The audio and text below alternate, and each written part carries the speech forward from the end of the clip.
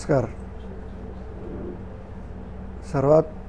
सर्वात प्रथम मला आभार मानायचे ते श्रीयुत सुरेश गोरे आणि सौ शुभदा गोरे या दोघांचे, आणि त्याच्यानंतर अर्थातच श्रीयुत विनोद शिरसाट यांच्यामुळे हा कार्यक्रम घडून आला की वास्तुकलेमध्ये थोडाफार कोणाला इंटरेस्ट असेल आणि अनेक गैरसमज आहेत तर त्याच्यातून आपण काहीतरी शोधत असतो.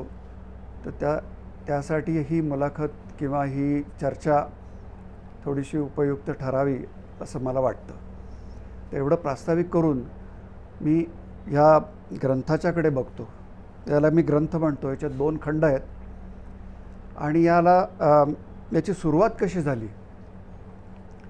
तर महाराष्ट्र राज्य साहित्य संस्कृती मंडळातील एक सभासद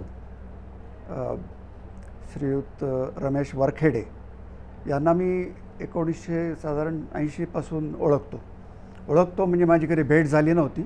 मी दिल्लीत होतो तेव्हा, आणि त्यांचा मला फोन आला की तुम्ही हे करायचं आहे, महाराष्ट्रातील वास्तुकला परंपरा आणि वाटचाल असा ग्रंथ लिहायचा आहे. म्हटलं हे बघा, मी काही इतिहासकार नव्हे, मी एक प्रॅक्टिसिंग आर्किटेक्ट आहे आणि थोडाफार एज्युकेशनमध्ये लक्ष घालतो असं मला वाटतं. याच्या पलीकडे काही नाही आहे. त्यांना नाही, हे तुमच्याशिवाय कोणीच करणार आहे. कारण त्यांना थोडाफार माझा अनुभव होता. अनुष्टुभ या मासिक नाही आहे, ते नियतकालिकाचे ते कार्यकारी संपादक होते त्यावेळेला, आणि त्यांनी माझ्याकडून काही एक लेखमालिका लिहून घेतली होती त्या दिल्लीत असताना. त्यामुळे माझी प्रत्यक्ष भेट झाली नव्हती, पण इथे पुण्यात आल्यापासून ते माझ्याशी संपर्कात आहेत. तर ते म्हटले हे तुम्हीच करायचं आहे. आणि त्यावेळेला मी एका इतिहासाच्याच सेमिनारमध्ये एक इंटरनॅशनल आर्किटेक्चरल हिस्ट्री असा एक की कशा पद्धतीने शिकवली जावी, त्याचा अर्थ कसा लावावा, त्याचा उपयोग आहे का नाही वगैरे विषयावरती बरीच मंडळी जमली होती आणि आम्ही चर्चा करत होतो. त्यावेळेला त्यांचा फोन आला. तर हा योगायोग आहे. तर मी म्हटलं मला याच्यात गुंतवू नका. ते म्हटले नाही तुम्हीच करायचं. असं करून मी त्याच्यात सापडलो गेलो. तेव्हा मी आलो परत आणि मग त्यांना कळवलं की जर करायचं असेल तर ते काही पथ्य आहेत.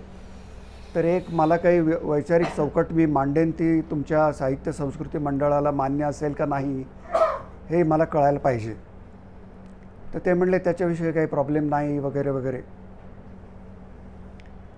त्याच्यानंतर मी म्हटलं की सगळे आर्किटेक्ट चित्र बघतात, वाचत फारसे नाहीत. त्यामुळे ती चित्र व्यवस्थित असायला पाहिजेत, त्याच्यात लाईन वेट चांगलं पाहिजे. सगळं आम्ही विविध पद्धतीच्या लाईन्स काढत असतो, बारीक ठळक वगैरे. तर सगळ्या दिसायला पाहिजेत आणि छायाचित्र चांगली पाहिजेत. मी मुंबईतल्या माझ्या काही मित्रांनाही विचारलं की बाबा मुंबईच्या शासकीय मुद्रणालयात हे होणं शक्य आहे का. ते म्हटले हो, प्रेस अतिशय चांगलं आहे वगैरे. म्हटलं मग ठीक आहे. तेव्हा हे अंगावर काम घेतलं आणि मी सुरू केला विचार. त्याच्या वेळेला मी म्हटलं आता एक काहीतरी आपण टीम गोळा करावी, कारण हे एका माणसाच्या हातून काही हे लिहिण्यासारखी गोष्ट नव्हे. मला वरखेडे अजूनही म्हणाले, परवा दिवशी भेटले तेव्हा ते म्हटले माझ्या मते तुम्ही एकट्याने लिहायला हवं होतं. म्हटलं तर म्हटलं असं काही ते होणं शक्य नाही आहे. पण मला ह्या 3 माझ्या सहकाऱ्यांची अतिशय मोलाची अशी मदत झालेली आहे. आणि त्यातले मिनल आणि चेतन हे माझ्याबरोबर अनेक वर्ष काम करत असल्यामुळे माझी त्यांची ओळख होती. पुष्कर या म्हणाल जॉईन झाला. आणि प्रत्येकाची एक स्पेशालिटी आहे आणि टीमवर्क म्हणून आम्ही साधारण 2018 पासून ते आत्तापर्यंत एकत्र व्यवस्थित काम करत आलो आहे. हे सुद्धा काहीतरी सोपी गोष्ट नाही आहे. तर आम्ही पहिल्यांदाच भेटल्यानंतर काय ठरवलं की म्हटलं बाबा अनेक कॉलेजेसशी संपर्क आहे, तर आपण काही व्यावसायिक वास्तुकार आणि जे कोणी अध्यापक आहेत, कोणी रिसर्चर्स आहेत, त्यांना आपण एकत्र करून एक कार्यशाळा घेऊया. त्यांना विषय देऊया की हा सेमिनार नव्हे की एक पेपर वाचायचा आहे आणि निघून जायचं आहे. तर हे पुस्तकासाठी लेख लिहायचे आहेत आणि त्याचे काही आर्किटेक्चर जर आपण एक समजलो की एक मोठी अम्ब्रेला आहे आणि त्याच्याखाली विविध गोष्टी वाढत आहेत. त्याच्यात लँडस्केप आर्किटेक्चर आहे, अर्बन डिझाईन आहे, टाउन प्लॅनिंग आहे, नंतर सस्टेनेबिलिटी वगैरे अशी आता आणखी त्याच्या पोट विभाग निघालेले आहेत. सगळ्याची मोठी अम्ब्रेला आर्किटेक्चर आहे असं मी तरी मानतो. काही लोक मानत नसतील. तेव्हा मला असं वाटलं की या सगळ्या मंडळींना आपण एकत्र आणावं आणि त्यांना त्यांच्या विषयाचे काहीतरी एक भाग मांडायचा प्रयत्न करावा, संधी द्यावी. तर अशी 1.5 दिवसाची आम्ही कार्यशाळा घेतली CDSA पुण्यामध्ये आणि त्याच्यासाठी मुंबई, बडोदा, पुणे, कोल्हापूर आणि अशा ठिकाणच्या लोकांना आम्ही बोलावलं होतं. 29-30 लोकांना बोलावलं होतं, परंतु त्याच्यातले काही 26 आले मला वाटतं लोक आणि अतिशय चांगलं त्याच्यात सहभाग झाला. काही लोकांनी तुम्ही ती फिल्मही बघितली असेल असं मी समजतो. तर त्याच्यात ह्या सगळ्यांनी अतिशय चांगलं योगदान दिलं. त्यातूनही काही लेख झाले, कमी लेख झाले 19, परंतु बरीच चर्चा झाली, बरेच दिवस चालली होती. त्यांनी लेख लिहावा, आम्ही त्याच्यावर प्रतिक्रिया द्यावी वगैरे वगैरे.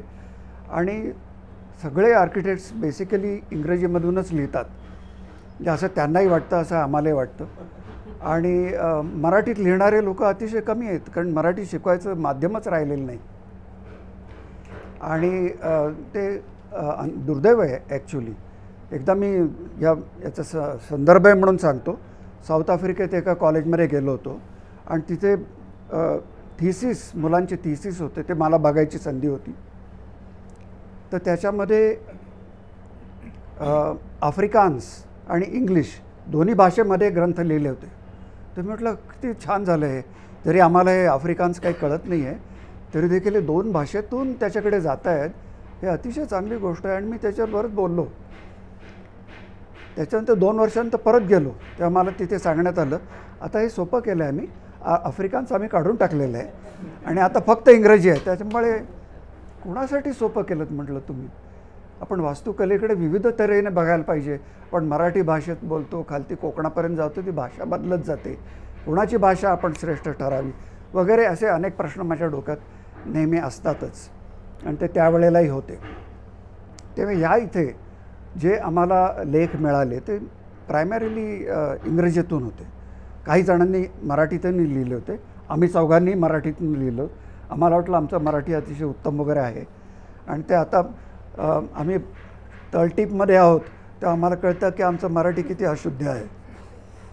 तळटीप नावाचा एक ग्रुप आहे, ज्याच्यामध्ये आमचं मराठी असं फाडून हे केलं जातं की प्रत्येक शब्दाचा कीस काढला जातो. तर एनिवे, परंतु ह्यात आय थिंक दोन्ही गोष्टी महत्त्वाच्या आहेत आणि आपल्याला त्याच्याकडे नीट बघता यायला पाहिजे. तेव्हा आम्ही मग हा उद्योग 3-4 प्रकारे केला, याच्याविषयी आपण नंतर बोलू. पण मग हे सगळं कसं व्हावं, काय व्हावं, ते आम्ही महाराष्ट्र राज्य साहित्य संस्कृती मंडळाला सांगितलं की आपण अशी एक चौकट तयार करूया वैचारिक. ती म्हणजे चौकट म्हणजे ती तोडायला पाहिजे अशी चौकट, ती चौकट अशी रिजिड नाही. परंतु असं बघताना आपल्या लक्षात येतं की आज एकाच पद्धतीचे वास्तुकार काम करतायत असं नाही, वास्तुकला होते असं नाही. सर्वच बांधकाम म्हणजे वास्तुकला आहे असंही म्हणता येत नाही.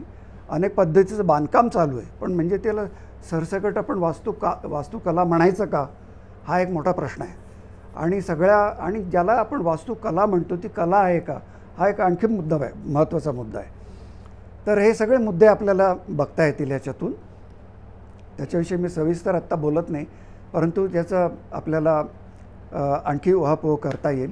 आणि हे करत असताना आम्ही म्हटलं की काही झालं तरी ॲक्च्युली फॅक्च्युअली आत्ता आपल्याला वस्तुस्थिती अशी दिसते की तिथे आदिम वास्तुकला अजून प्रगत आहे, चालू आहे. आदिम म्हणजे कुठलं तरी डिरॉगेटरी असं मला म्हणायचं नाही, गौण त्याला काही केलेलं नाही आहे. त्याच्यातून मी असं त्याला म्हणतो की पर्यावरणीय आहे. पर्यावरणीय म्हणजे ते खरोखरच त्याच्यावर काही पर्यावरणावर त्याचा काही जडत्व नाही आहे, काही भार नाही आहे. आणि आजसुद्धा आपण सस्टेनेबल वगैरे गोष्टी बोलत असतो, त्या सगळ्या त्याच्यात आहेत. त्याच्यात नुसती बीजच नाही आहेत, तर त्याच्यात कार्यपद्धती आहेत.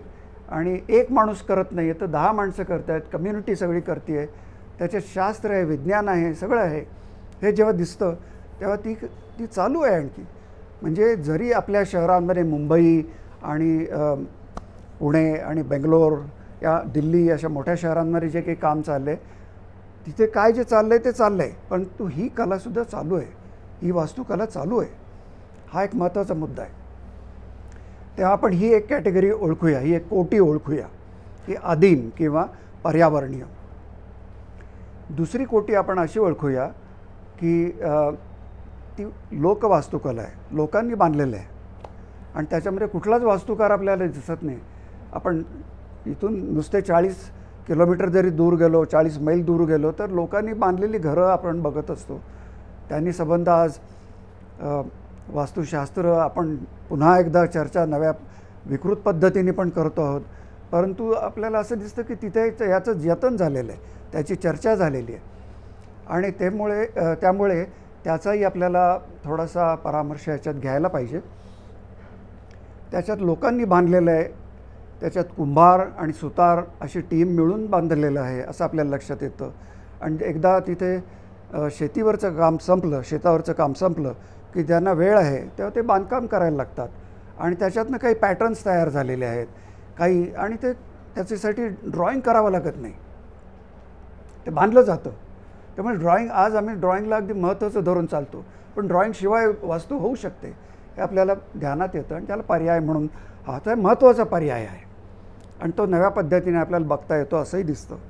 आणि आज अनेक वास्तुकार जगात असे दिसतात की जे चांगल्या मोठ्या विद्यापीठात शिकलेत ते सगळे डिसिल्युजन झालेत काही जणं, आणि ते ह्याच्यामध्ये शिरलेले आहेत, ते गावात जाऊन काम करतात, लोकांबरोबर काम करतात.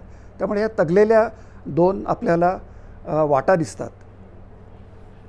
तिसरं आपण म्हटलं तर धर्मनिगडित असं मी म्हणतो त्याला. धर्मनिगडितमध्ये कारण तिथे कोण राहतो कोणालाच माहीत नसतो, परंतु तो आहे म्हणून बरीच मोठी थिअरी केलेली जाते की तिथे कोण आहे बाबा, तर आपल्याला कोणालाच माहिती नाही, पण आम्हाला माहिती आहे असा दावा करणारे लोकच मात्र तिथे असतात. आणि मग त्याचे आणखी प्रकार आहेत, त्याचे पोट धर्म आहेत, त्याच्यानंतर मठ निर्माण झालेले आहेत, तर त्याची एक काही वेगळीच व्यवस्था आहे. तर ते कसं होतं, कोणासाठी होतं, तिथं कोणीच राहत नाही, मग हे त्याचं महत्त्वाचं काय आहे. तर उदाहरणार्थ आपल्याला आता देवळामध्ये दिसतं की कळस वगैरे आलेला आहे, मग हाला कुठून कळस, मग त्याची काहीतरी आपण मागे गेल्यानंतर काहीतरी एक विशिष्ट पद्धतीची आपल्याला उतरंड दिसते, काहीतरी महत्त्वाचं दिसतं. तर या सगळ्या गोष्टी तिथे आहेत या धर्मनिगडित. मग त्याचा बाजार असतो, त्याच्यात आणखी काही गोष्टी असतात आणि पाण्याचं महत्त्व आहे, 5 एलिमेंट्सचं महत्त्व कसं आहे तेही दिसतं आपल्याला. विविध धर्मांनी विविध वेगळ्या पद्धतीने कामं केलेली दिसतात, ते धर्मनिगडित वास्तुकला. त्याच्यानंतर आपण जर बघितलं तर मी म्हणतो गरजू वास्तुकला, म्हणजे फॅक्टरीज आहेत. उदाहरणार्थ अनेक वर्षापूर्वी TBसाठी रुग्णालयं केली जात असत आणि ते एका विशिष्ट पद्धतीने केली जात असत, आणि ज्यावेळेला TB सो कॉल्ड इरॅडिकेट झाला त्यावेळेला ती दुसऱ्या कुठल्याच उपयोगाला पडली नाहीत असं म्हटलं जातं. की अशी ती सगळी बरॅक्स टाईप अशी लांब व्यवस्था केली होती, एकमेकांपासून दूर असे सगळे पेशंट्स ठेवले होते, ते कशासाठी वापरताच येईना. तशी उपयुक्ततेची एक व्याख्या तिथे आपल्याला दिसते, जशी कारखान्यात दिसते, हॉस्पिटल्समध्ये दिसते, अनेक प्रकारच्या याच्यात दिसते. पूर आलेला आहे, युद्ध झालेलं आहे किंवा अर्थक्वेक झालेली आहे, तर काही विशिष्ट पद्धतीची आपल्याला घरं उभारावी लागतात. त्याला आपण वास्तुकला म्हणायची का, तर हो, कारण त्याच्यात वास्तुकार निश्चितपणे आणि ठोसपणे काम करू शकतात, परंतु ती पक्की नसतात आणि ते अनेक वर्ष जगावीत आणि अमक्या साहित्यात ती बांधली जावी असं ते नसतं. तर ही एक कॅटेगरी झाली. त्याच्यानंतर आम्ही म्हटलं की दुसरी कॅटेगरी म्हणजे विकाऊ वास्तुकला, पण विकाऊच्यापेक्षा देखील चांगलं नाव व्यावसायिक आहे, कारण त्या व्यवसायाच्या खाली अनेक गोष्टी केल्या जातात. त्याच्यातला एक भाग विकाऊ पण आहे, म्हणजे जे आधी डिझाईन करायच्या आधीच बिल्डिंग विकली जाते, ते आपल्याला जास्ती सांगायची गरज नाही. परंतु आता ग्राहकही सुधारलेला आहे, विचारपूर्ण झालेला आहे, तो काहीतरी त्याच्यात बघत असतो. फक्त मला मार्बल देणार का ग्रॅनाईट देणार असं बघत नसतो, तो आणखी काहीतरी विचार करत असतो. तेव्हा तिथेही आपल्याला दिसतं की सस्टेनेबिलिटी आणि ग्रीन वगैरे याचा अधिक खोलवर विचार बिल्डर डेव्हलपरसुद्धा करू लागलेले आहे. त्यामुळे तिथे काही गोष्टी बऱ्यापैकी होऊ शकतात. तर ही आपण म्हणूया व्यावसायिक वास्तुकला. त्याच्यानंतर मी म्हणतो की आपली कला वास्तुकला. तर अशा मी या ढोबळपणे या कोटी मांडल्या होत्या. तर कला वास्तुकला म्हणजे काय, तर आधी वास्तुकला ही कला आहे का, त्याच्यावर आमचे एक मोठे आर्किटेक्ट अनंत राजे मला एका बैठकीत म्हणाले. मी त्यांना म्हटलं की हे आर्ट वगैरे असेल तर I think I should ask everybody to shut up. कारण आर्ट असेल तर त्याच्याविषयी बोलायचं नाही, कारण त्याला स्वतःची भाषा आहे. तर वास्तुकलेला जर स्वतःची भाषा त्या पद्धतीची असेल तर त्याच्याविषयी बोलण्यात काही अर्थ नाही आहे. की बघा आणि समजून घ्या. जसं एखादं गाणं आपण ऐकतो किंवा एखादं चित्र बघतो, त्याची स्वतःची भाषा आता चित्रकारांनी मांडलेली आहे, परंतु ती न ठरवता देखील आपल्याला त्याच्याकडे बघतं. तशी वास्तुकलेला स्वतःची भाषा आहे. परंतु एक गोष्ट त्याच्यात कॉमन अशी दिसते की ज्याच्यामध्ये रिस्क घेतली जाते चित्रकलेत, की काल जे केलं आहे ते मला उद्या करायचं आहे असं नाही आहे. आणि त्याच्यातून काही घडत असतं, त्याच्यात विचार काहीतरी असतो. तो विचार कुठून येतो माहिती नाही. आपण लिटरेचरमध्ये तर म्हटलेलं आहे परा पश्चंती मध्यमा वैखरी.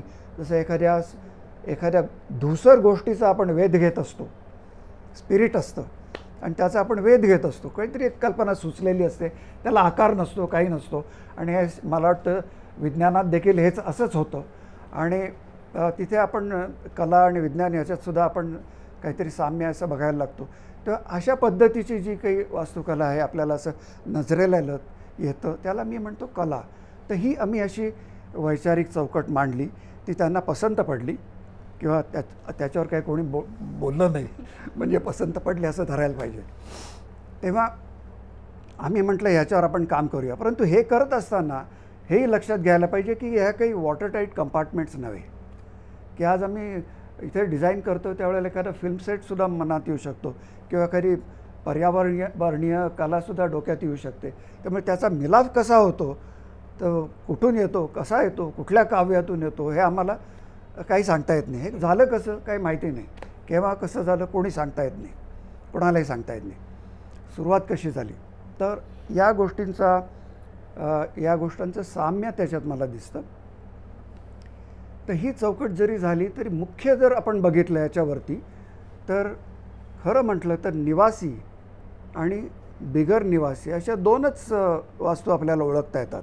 म्हणजे ज्याच्यात आपण राहण्यासाठी केलेलं आहे आणि दुसरे ते इतर गोष्टींसाठी केलेले, काम करण्यासाठी म्हणा, काय वाटेल ते म्हणा, खरेदी विक्रीसाठी म्हणा, काय म्हणा. या दोन महत्त्वाच्या आपल्याला बाजू दिसतात. त्याच्यात काही जण असंही म्हणतात की ह्या दोनपेक्षा एक अधिक म्हणजे मॉन्युमेंटल धरायला पाहिजे. तर ती धरावी का नाही हा एक प्रश्न आहे. परंतु हे लक्षात ठेवून आपण याच्याकडे या दोन पुस्तकांकडे बघावं असं मला वाटतं. मला वाटतं मी बरंच बोललो आहे. आता मी माझ्या सहसंपादकांना त्यांना काय काय मांडायचं ते विनंती करतो. हे करत असताना आम्ही त्याचे काही विभाग केले, चॅप्टर्स केले काही. ते एक इतिहासाचा संबंध काय आहे आणि तसं मला असं वाटतं की विज्ञानाचा संबंध काय म्हणून पण असायला पाहिजे. कारण 19व्या शतकामध्ये ज्या वेळेला न्यूटनचं सगळं झालेलं होतं त्यावेळेला ठरवलेलं होतं की आता फिजिक्स शिकायची काही जरूरत नाही आहे, की आता सगळं सांगून टाकलेलं आहे, विज्ञानावरचं शेवटचा शब्द झालेला आहे सांगून, तेव्हा आता याच्या पुढे काही जायची जरूर नाही आहे.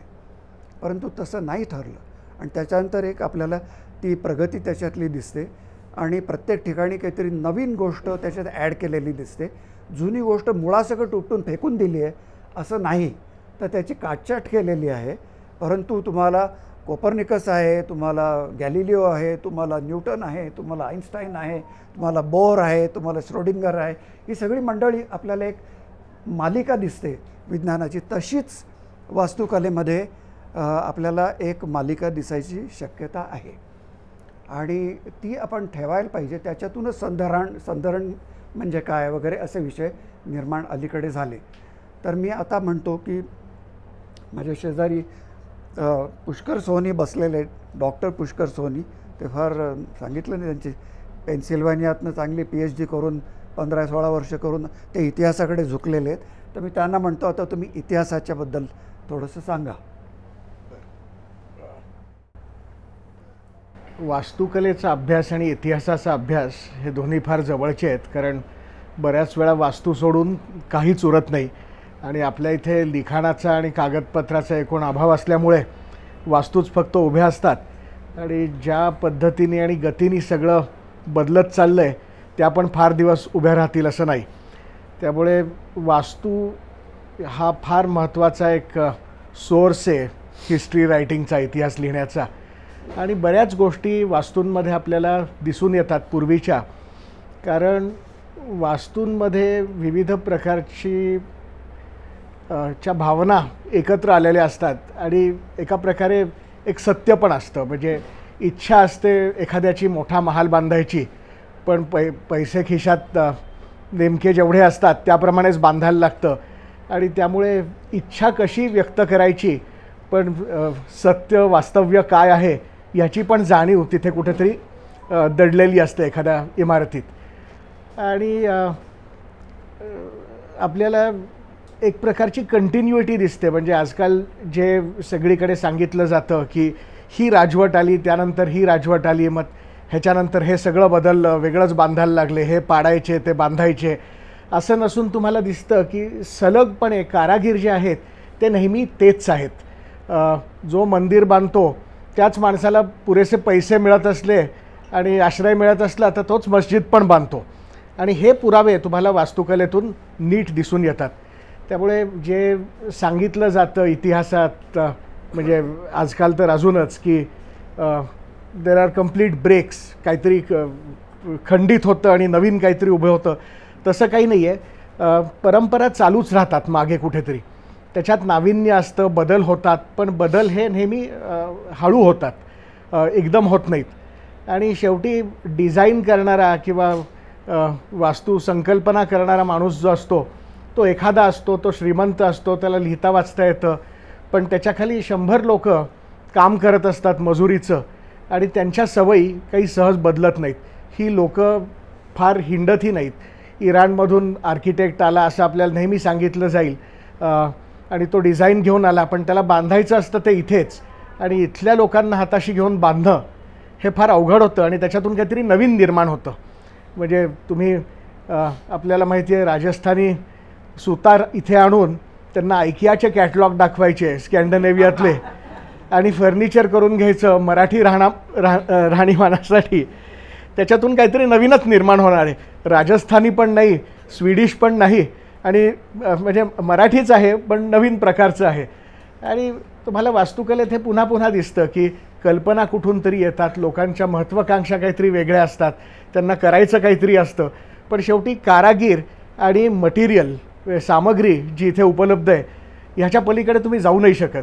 पण ह्याच्यातूनच काहीतरी नवीन प्रकारचे आविष्कार होतात आणि हे चांगलं दिसून येतं.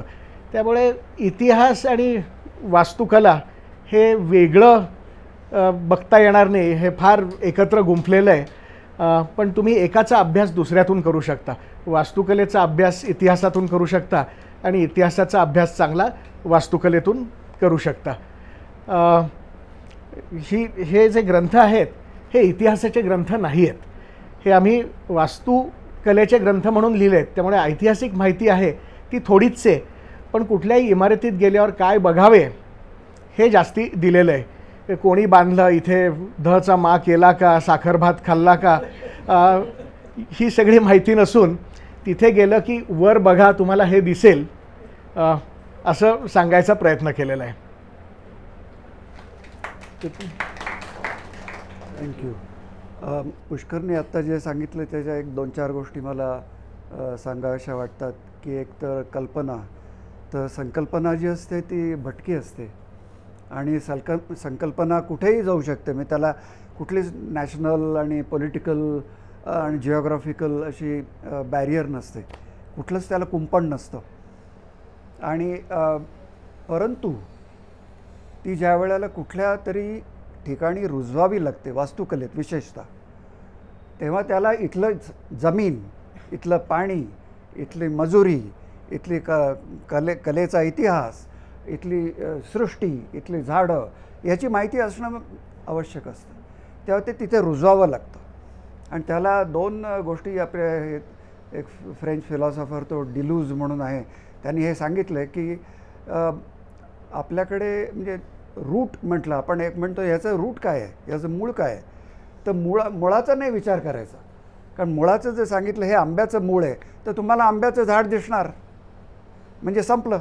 हा काय करतोय कळणार, हे काय लावलंच रे, हे आंब्याचं बी लावलेलं आहे, तेव्हा हे आंब्याचं झाड तुम्हाला त्याचा आकार कळणार. तर त्यांनी डिलूजनी सांगितलं की आपण इथे रायझोमचा विचार करूया, ज्याला प्रकंद म्हटलं आहे मराठीत, किंवा मूळ खोड म्हटलं आहे, प्रकंद म्हटलं आहे. तर तो म्हणजे आलं जसं असेल की ते खोड असतं जमिनीखाली वाढणारं, की त्याच्यात जो काही आकार घेतो तो कुणाला माहिती नसतो की कुठल्या पद्धतीचा येणार आहे. तर कलेमध्ये याचा मात्र थोडासा विचार होतो. हा एक मुद्दा होता. दुसराही तो त्यांनी जो चांगला सांगितला होता की कारागीर तेच आहेत आपले, आणि हे आपल्याला सगळ्या आपल्या इथल्या मंदिरात सुद्धा जाणवतं की इथल्या रामाची मूर्ती केली कोणी, आणि हे आले कुठून लोक, किंवा इथली दगडाचं हे काम केलं कोणी. तेव्हा आपल्याला काहीतरी विशिष्ट एक इतिहासाचा एक आलेख नजरेसमोर येतो. आता मी म्हणतो की चेतन सहस्रबुद्धे यांनी थोडंसं बोलावं. आणि दुसरा जो चॅप्टर होता आमचा की शैली किंवा सौंदर्य, हा एक महत्त्वाचा भाग आहे. आपण सगळेजण कुठे कुठे जात असतो, देशात फिरत असतो, गावात फिरत असतो, परदेशात फिरत असतो, आणि सगळेजण जनरली आर्किटेक्चर बघत असतो, आणि परत येऊन आपण ते विसरून जात असतो, किंवा ते सगळ्यांना सांगत असतो तिकडे असं चाललं, इथे का नाही चाललं, वगैरे वगैरे. परंतु याचा एक थोडासा अभ्यास याच्यात काही निबंधामध्ये मांडला आहे. तर म्हणतो चेतनला थोडंसं त्याच्यावरती बोल. सौंदर्याची चर्चा करणं फारसं इंटेलेक्च्युअली फॅशनेबल नाही आहे, आणि beauty lies in the beholder म्हणून आपण kind of discard it, the need for discussing beauty.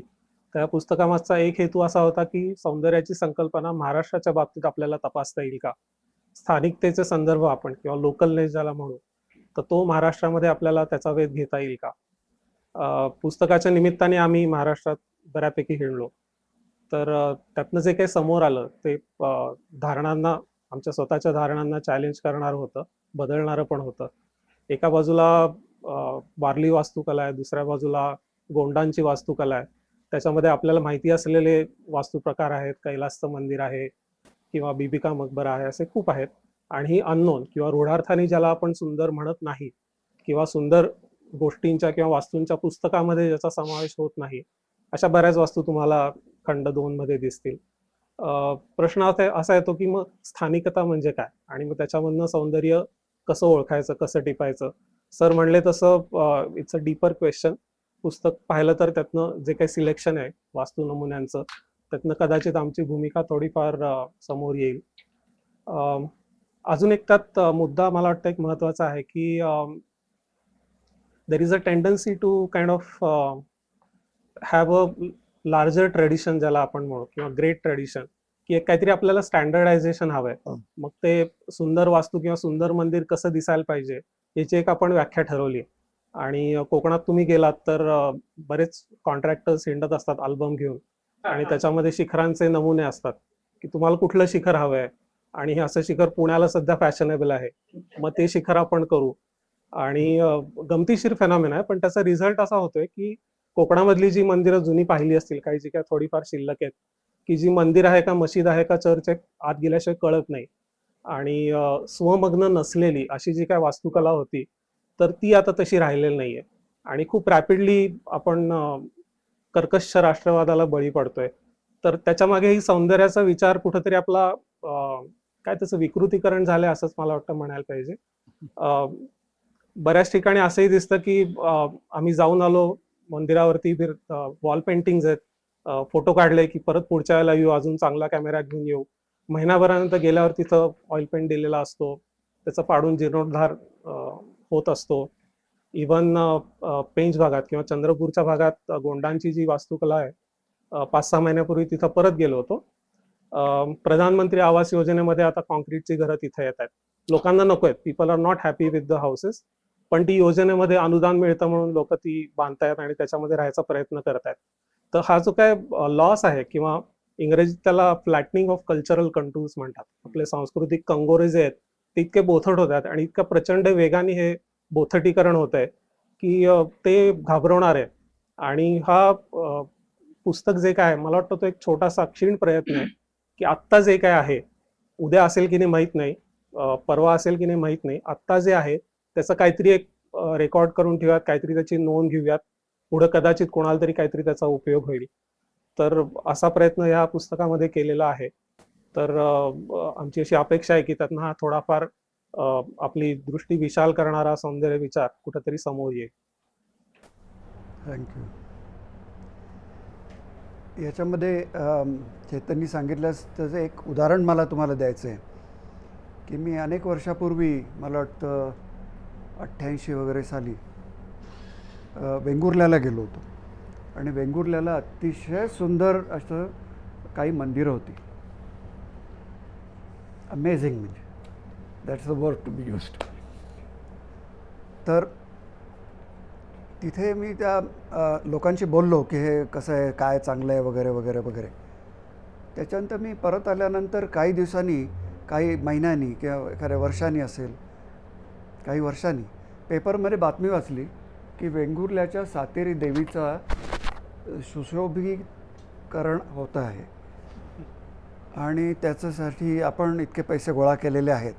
तर मी त्यांना तात्काळ पत्र लिहिलं की म्हटलं कृपया करून असं काय करताय ते जरा सांगायला पाहिजे याचे विचार. आणि त्यावेळी चेतनही माझ्याबरोबर होता आणि आम्ही तिथे जाऊन आलो आणि आम्ही त्यांना सांगितलं की हे तुम्ही असं करू नका, तसं करू नका. आणि काय होतं आहे की मंदिरामध्ये कुठेतरी भिंतीला प्लास्टर आहे, ते प्लास्टर गेलेलं आहे किंवा जमिनीला थोडासा खड्डा पडला आहे. तर हे सर्वसाधारणपणे सहज करता येण्यासारखी गोष्ट आहे. त्याच्यासाठी सगळीकडे त्याचं म्हणजे टॉयलेटमध्ये जसे ग्लेस टाईल्स लावतात ना, तसं लावायचे काही कारण नसते. मग ती टॉयलेटची ग्लेस टाईल्स तुम्हाला खाटकाच्या दुकानात दिसतात, न्हाव्याच्या दुकानात दिसतात आणि देवळातही दिसायला लागलेत. तर त्याचं ग्रॅनाईट असेल फार फार तर म्हटलं असं करू नका. असं करून मी आलो परत आणि मी त्यांना काहीतरी लिहून पाठवलं होतं. त्याच्यानंतर काही वर्षांनी तू गेली होतीस, तू आणि काही टीचर्स एका विद्यार्थ्यांना घेऊन तिथे गेले होते आणि त्यांना सांगितलं तुम्ही काय केलं आहे इथे, तुम्हाला समजत नाही. म्हणून हेमा सांकलिया होत्या, तुम्हाला समजत नाही काय केलं आहे. ते म्हटलं हो, ते डेंगळे म्हणून कोणतरी आले होते आमच्याकडे, त्यांनी आम्हाला सांगितलं असं करू नका. तर अशी परिस्थिती आहे.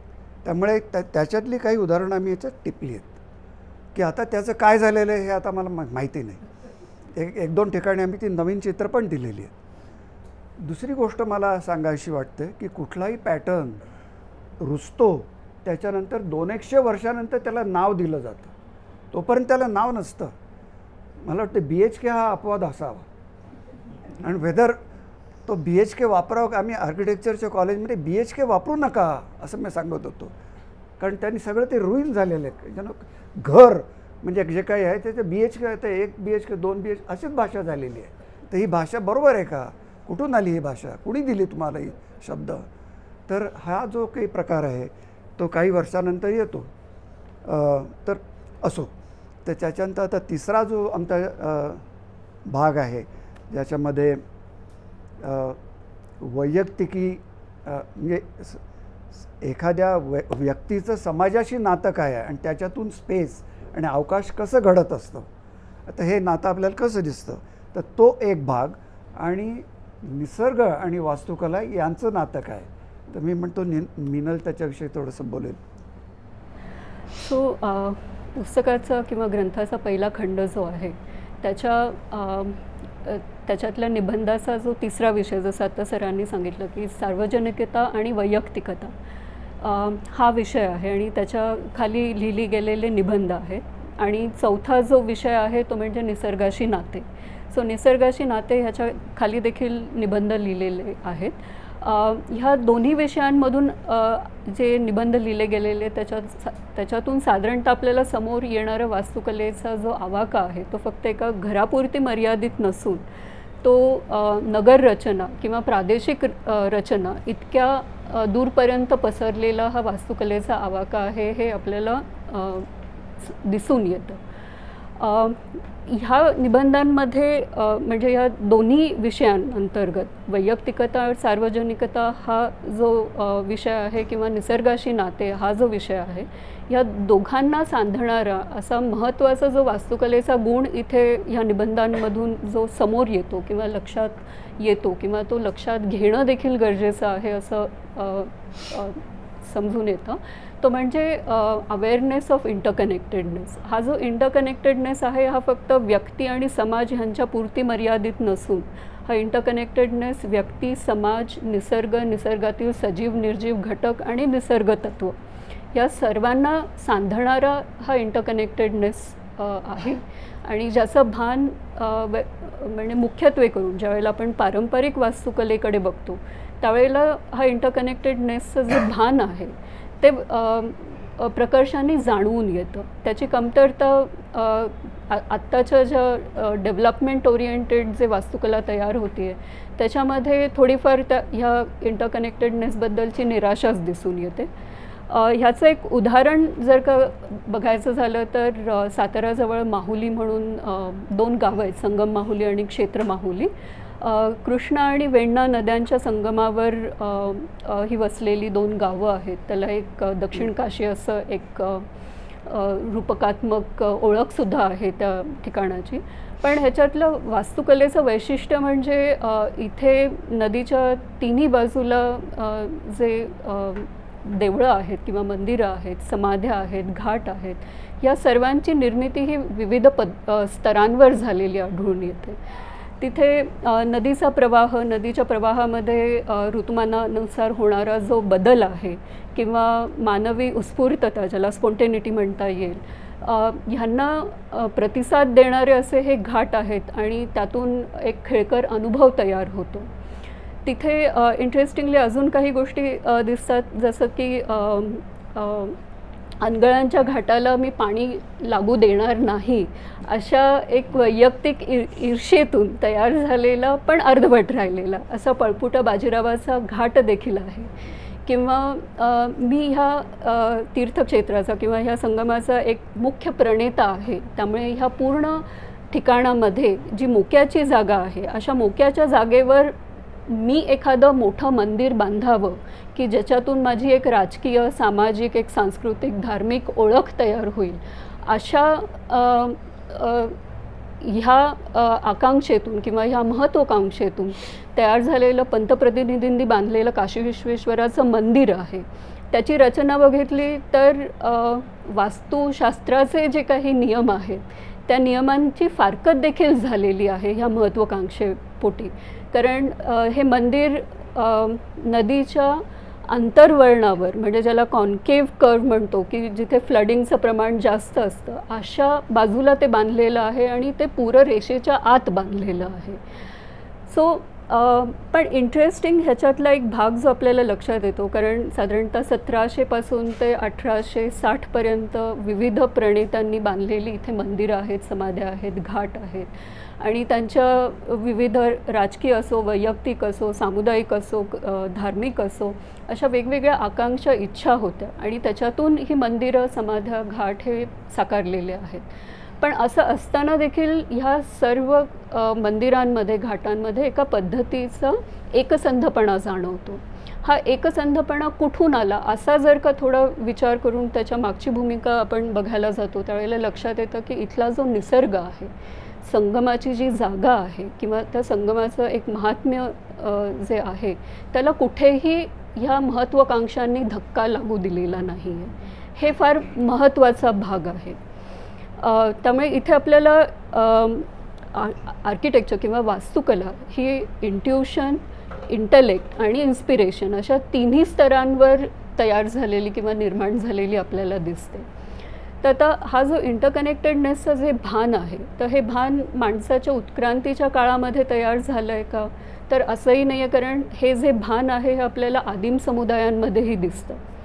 ह्याच्याकरता मी एक उदाहरण महाराष्ट्राबाहेरचं घेईन की आसाममध्ये ब्रह्मपुत्रेमध्ये जे राहणारे समुदाय आहेत, आदिम समुदाय आहेत, त्यांच्या संस्कृतीमध्ये, त्यांच्या वास्तुकलेमध्ये हा इंटरकनेक्टेडनेसचा आस्पेक्ट जो आहे किंवा इंटरकनेक्टेडनेस, होलनेसचं जे भान आहे ते प्रकर्षाने दिसून येतं. सर्वसामान्यतः आपण ब्रह्मपुत्रेचं पात्र, तिथे राहणारा समुदाय जे आहेत आणि त्यांची एकंदर परिस्थिती अशी जर का बघितली तर सदैव पूरग्रस्त आणि म्हणून मागासलेला अशी एक साधारणतः ओळख आहे. पण इथले समुदाय जे आहेत, आदिम समुदाय आहेत, जे नदीमध्ये राहणारे, नदीकाठीसुद्धा नाही पण नदीमध्ये राहणारे जे समुदाय आहेत, त्यांची संस्कृती ज्या वेळेला आपण बघतो, त्यांच्या परंपरा ज्या वेळेला बघतो किंवा त्यांच्या पारंपरिक शेती पद्धती ज्या वेळेला आपण बघतो, त्यांच्या लोककथा, त्यांचे हस्तकला किंवा त्यांची जी मिथकं आहेत, ह्यांच्याकडे आपण ज्या वेळेला बघतो त्यावेळेला असं लक्षात येतं की पूर आणि पुराबरोबर होणाऱ्या बाकीच्या घटना, की जसं फ्लड आहे, सिल्टेशन आहे, लँड इरोजन आहे, कारण इथे जमीन ही स्थिर नाही आहे, ती प्रचंड प्रमाणात अस्थिर जमीन आहे. तर फ्लड आणि इरोजन ह्याच्याकडे आपण नेहमीच एक निगेटिव्ह किंवा प्रतिकूल परिस्थिती म्हणूनच बघितलेलं आहे. पण ह्यांच्या सांस्कृतिक परंपरा ज्यावेळेला आपण बघतो वास्तुकला धरून, त्यावेळेला मात्र वेगळं चित्र समोर येतं.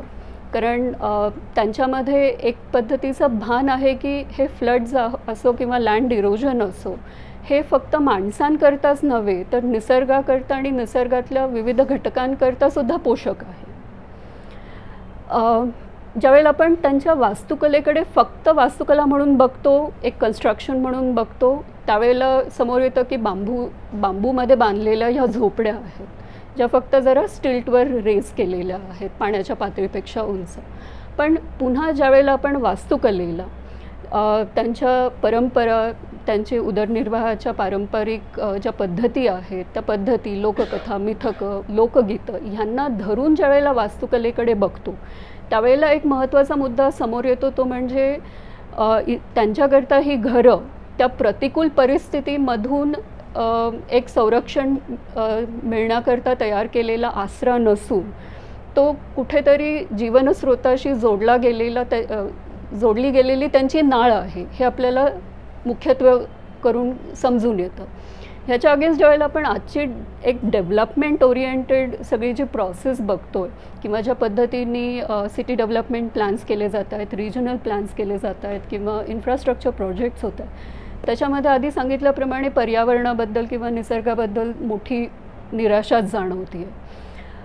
हे महत्त्वाचं आहे की ही निराशा येते कुठून. कारण ह्या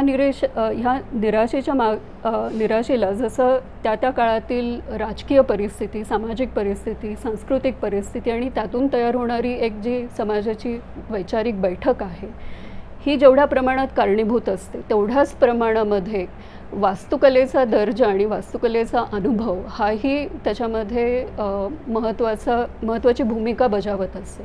कारण सुमार दर्जाची वास्तुकला ही नेहमीच मानवीय संवेदनांना बोथट बनवत असतात आणि ज्यावेळेला मानवीय संवेदना बोथट होतात त्यावेळेला हा जो इंटरकनेक्टेडनेस किंवा होलनेसचं जे भान आहे ते आपण कुठेतरी विसरतो. आणि त्यामुळे निसर्ग आणि नैसर्गिक घटक किंवा नैसर्गिक प्रक्रिया ह्या कुठेतरी ह्या डेव्हलपमेंटला बाधा आहेत, अडथळा आहेत, असं त्याचं एकंदर चित्र तयार केलं जातं. आणि त्यातून जसं सध्याच्या काळामध्ये एक नॅरेटिव्ह सेट झालं आहे की टेक्नॉलॉजीच्या मदतीने आपल्याला निसर्गाला आणि निसर्गाच्या सजीव किंवा निर्जीव घटकांना पाहिजे तशी मुरड घालता येईल अशी असा एक महत्त्वाकांक्षी प्रॉमिस तयार झालेलं आहे किंवा एक गैरसमज तयार झालेला आहे. त्यामुळे हे फार महत्त्वाचं आहे की वास्तुकलेचा दर्जा, त्याच्यातून तयार होणारा अनुभव आणि त्याचा मानवीय संवेदनशीलतेशी असलेला संबंध किंवा मानवीय संवेदनांवर होणारा त्याचा परिणाम हा समजून घेणं फार गरजेचं आहे असं मला वाटतं. ह्यातून जे महत्त्वाचे पॉईंट्स आम्हाला वाटले होते त्या नॉर्मली आपण म्हणत असतो की आपण जर असं एक वर्तुळ आखलं तर त्याच्या मध्यभागी जर आपण वास्तुकार ठेवला आणि बाकीच्या गोष्टी सौंदर्य किंवा उपयुक्तता, निसर्ग असे पेरीफेरीवरती ठेवले तर एक विशिष्ट पद्धतीची गोष्ट तयार होत असते. आणि ही कल्पना साधारण पोस्ट इंडस्ट्रियल रिव्होल्युशनच आहे झालेली, तोपर्यंत ही नव्हती अशी. आणि आता त्याचं काय होणार आहे ते माहिती नाही. आणि दुसरं जर आपण समजा हे आपण बाजूला ठेवलं चौकट आणि आपण म्हटलं की ठीक आहे, मनुष्याला फार समजतं असं वाटतं इतर प्राणी पक्ष्यांपेक्षा, तर असं आपल्याला आता वैज्ञानिक सांगू लागलेत, बायोलॉजिस्ट विशेष करून, आणि सांगू लागलेत की डॉल्फिन्स आणि व्हेल्स हे इतके मिलियन्स ऑफ इयर्स ओल्ड आहेत आणि ते सगळ्या विविध पद्धतीच्या गोष्टींना तोंड देत आलेले आहेत. म्हणा वॉर्मिंग म्हणा, ग्लोबल वॉर्मिंग म्हणा, आतलं युद्ध म्हणा, मासेमारीची नवीन यंत्रणा जी चालू आहे, टिन्ड फिश तुम्ही आम्ही खात असतो, त्याच्यामुळे जे काही चालू आहे 24 तास कत्तल माशांची जी चालू आहे, या सगळ्यांना तोंड देऊन ते तिथे शिल्लक आहेत. त्यांच्याकडे AI नाही आहे. ही एक गोष्ट लक्षात ठेवायला पाहिजे. आणि दुसरी गोष्ट मला जी सांगावीशी, म्हणून मनुष्य जरी मध्यभागी असेल तरी त्याला त्याच्या जाणीवेच्या मध्यभागी जर निसर्ग असेल, प्रकृती असेल, तर काहीतरी वेगळं घडत असतं हे नक्की. आणि तिथे जाणीवेच्या पातळीवर, म्हणजे तिथे you don't have to be necessarily an activist, कारण ॲक्शन तिथेच सुरू होते. तर ह्या दोन्ही गोष्टींचा कुठेतरी मेळ आपल्याला वास्तुकलेत सुद्धा दिसतो. आणि कारण मी तर म्हणत असतो म्हणजे कॉलेजमध्ये विद्यार्थ्यांना वगैरे की वास्तुकाराला बऱ्याच पद्धतीच्या हॅट्स घालाव्या लागतात. कारण परवा आम्ही जेव्हा बोलत होतो तुमच्या सभागृहामध्ये वरती, तेव्हा मला कुठंतरी म्हणालं ना की म्हणजे तुम्ही सगळंच त्याच्यात घातलं आहे, आता काय ठेवलंच नाही इतरांच्यासाठी, की एवढं सगळं जर वास्तुकलेत आहे का, तर खरोखरच आहे. आणि सगळ्यांमध्ये सगळं आहे. म्हणजे तुम्ही पेरिस्कोपमधनं जर बघितलं, म्हणजे वास्तुकलेतनं पेरिस्कोप लावलात तर तुम्हाला जग असं दिसेल, तुम्ही तुमच्या विज्ञानातून तसा लावलात तर तुम्हाला कसं दिसेल. त्याचा मेळ आपल्याला, म्हणजे everything comes down to our own perception of this whole world. आणि हा महत्त्वाचा मुद्दा आहे. हां, हो, पण ते शब्द एक झालेले, ते नर्मदेतला गोटा झाला आहे तो कोणी वापरावा. पण मिनलने आणखी जे सांगितलं माजोलीतलं की स्टिल्ट्सवरती घरं असतात, तर तिथे ते शांतपणे जेव्हा नर्मदेला पूर येतो ते म्हणतात की आई आलेली आहे, माता आलेली आहे. तर आता हे तुम्ही कसं समजून घेणार, माता आली वगैरे काही नॉनसेन्स आहे असं म्हणणार का? कारण तुम्ही कार्टेशियन याच्यातनं आलेला आहात आणि तुम्ही म्हणता की नाही आता याच्यात कॉज आणि इफेक्टचं रिलेशनशिप मी बघणार.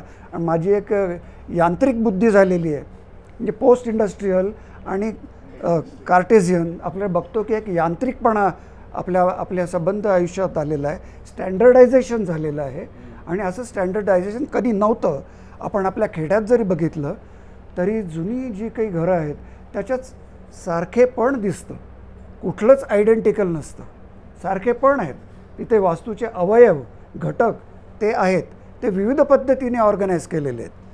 तर हा एक महत्त्वाचा मुद्दा आपल्याला वास्तुकलेतून नजरेला येतो. आता याच्यातून मी म्हणतो की आता थोडा वेळ आम्ही हे पुस्तक कसं तयार झालं याच्याविषयी बोलायचा प्रयत्न करतो. त्याच्यासाठी मला काही बॅकग्राऊंड सांगणं महत्त्वाचं आहे. तर 1986 साली एक म्हणजे भारताच्या 50 वर्ष झाली होती तेव्हा, तर हे विस्तार म्हणून एक प्रदर्शन आयोजित करण्यात आलं होतं. चार्ल्स कोरिया याचे कोऑर्डिनेटर होते मुंबईला, आणि हे अनेक देशांमध्ये गेलं, बर्लिनमध्ये गेलं आणि फ्रान्समध्ये गेलं वगैरे. तर याची एक विशिष्ट पद्धतीची बांधणी होती की हे कुठून तयार झालं वगैरे असं होतं, भविष्याकडे बघायची दृष्टी काय असावी असं काय काय होतं. त्याचा हा कॅटलॉग आहे. तर आपल्याला ह्याच्या आधी काय मिळतं असं जर बघितलं तर हे एक मिळतं. त्याच्यानंतर काय मिळतं, तर त्याच्यानंतर 3 महत्त्वाची एक्झिबिशन झाली दिल्लीत. पहिलं एक्झिबिशन झालं ते राजरेवाल या आर्किटेक्टचं, ज्याचं हॉल ऑफ नेशन सध्याच्या राजवटीने तोडून टाकलेलं आहे. आणि जे आर्किटेक्ट्स म्हणायचे की हा महत्त्वाची वास्तू आहे कंटेम्पररी, ती त्याचं नायनाट करून टाकलं आहे. तर राजरेवालचं एक एक्झिबिशन झालं. त्याच्यानंतर एक बाळकृष्ण दोशींचं एक्झिबिशन झालं. आणि 3-3 महिने चाललेली एक्झिबिशन्स होती मॉडर्न आर्ट गॅलरीमध्ये. तर त्याचा एक महत्त्वाचा काहीतरी इफेक्ट होता. ती माझ्या मते अनेक वास्तुकारांनी पाहिली असतील, विद्यार्थ्यांनी पाहिली असतील, आणि इतर किती लोकांनी पाहिले असतील मला माहिती नाही. मुंबईला त्याच्यानंतर 2016ला स्टेट ऑफ आर्किटेक्चर, आणि हा त्याचा कॅटलॉग आहे आणि हा तिघा मंडळींनी केलेला होता. याच्यात कैवान मेहता म्हणून एक आर्किटेक्ट होते, त्याच्यानंतर राहुल मेहरोत्रा याचे कोऑर्डिनेटर होते, आणि तिसरे आपले कवी रणजित होसकोटे, अशा या तिघांनी मिळून हा तयार केला होता. अतिशय आणि ह्याच्या मागची भूमिका थोडीशी वेगळी होती.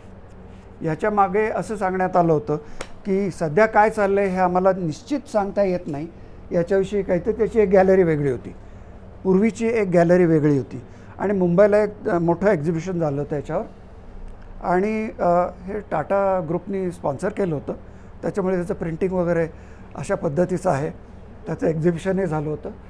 तर हे 3 महत्त्वाची एक्झिबिशन. याच्यानंतर आणखी काय झालं तर आता महाराष्ट्रात इतकी कॉलेजेस झालेली, तर सध्या किती आहेत मला माहिती नाही.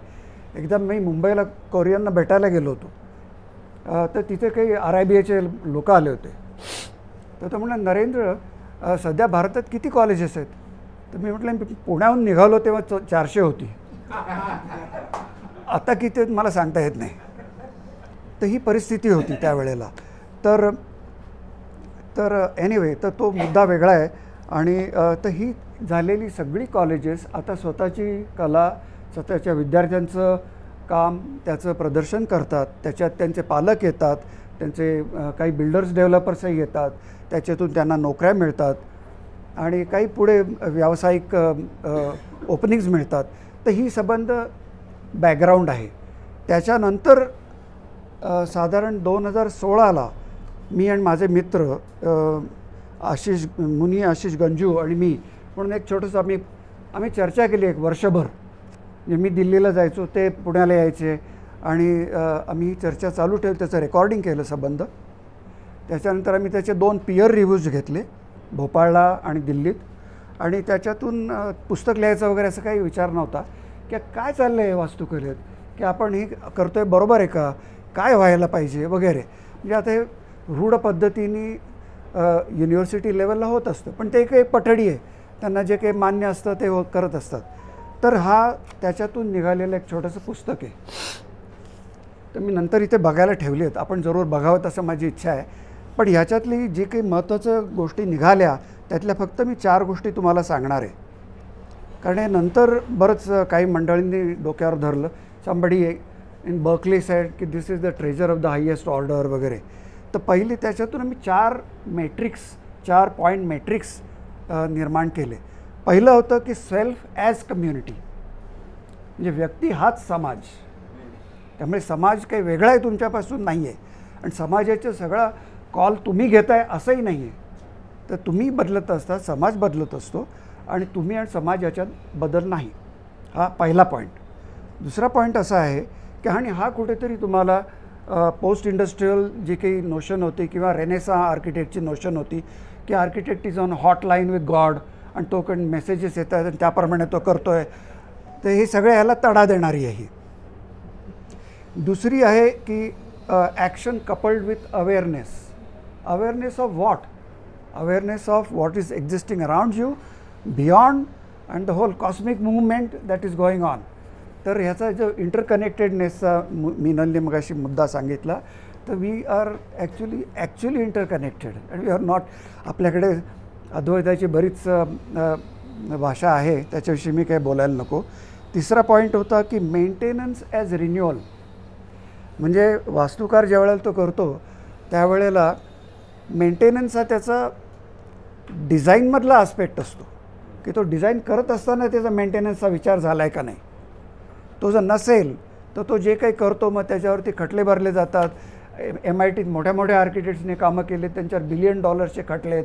पाणी गळतं आहे. फ्रँक लॉयड राईट म्हणायचा की यार त्याला सांगितलं तुझी बिल्डिंग गळते, तर हो म्हणजे तुम्हाला लक्षात येईल की वरती आकाश आहे, असा पण त्याच्यात इगो होता.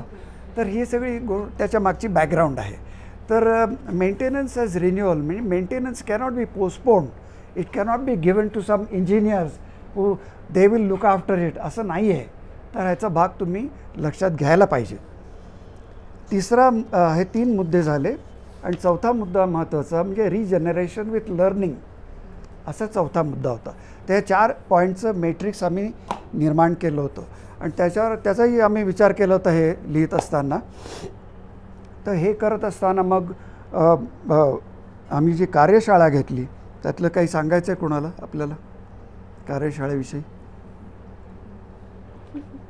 बरं, मग हे ज्या वेळेला हे मॅट्रिक्स निर्माण झालं, आता आपण काय लिहायचं आहे त्याच्यातून बैठक तयार झालेली आहे आणि आम्ही ठरवलं की आपण काही प्रांत पाहिलेले पण नाही आहेत. तर त्यावेळेला आम्ही मग त्या 4 गोष्टी न्याय फिलॉसॉफीमधल्या लक्षात घेतल्या की उपमान, अनुमान, शब्द आणि प्रत्यक्ष या 4 गोष्टी आपण करतोय का?